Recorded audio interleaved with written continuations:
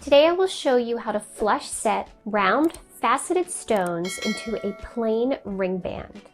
For this video, you will need sterling silver flat ring stock that is 5mm by 1.5mm, 6 round faceted stones that are 2mm in size, a ring mandrel, a mallet, parallel pliers, your soldering setup, flux, hard solder, a rubber mallet, dividers, a circle divider, a scribe, a small burnisher, a stone pusher, stone setting wax, 1.2mm ball burr, a 1.2mm drill bit, 2mm setting burr, your GRS benchmate or a ring clamp, silicone and pumice polishing wheels, a polishing machine, and an ultrasonic. I will anneal the ring before soldering it shut with hard solder.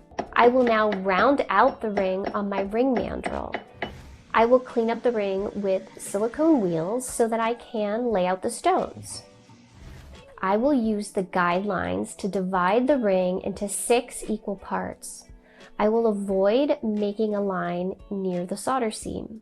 To begin setting my stones, I will use a 1.2mm ball burr to burr a divot in the intersecting points. Next, I will drill a hole in the divot. I will use a 1.5mm drill bit. I will push the stone into its seat with a stone pusher. Now that the stones are secure, I will clean up the scribe marks with a pumice wheel.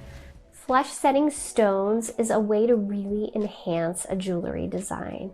With the right tools and steps in place, and with practice, it is easy to achieve a gypsy or flush setting.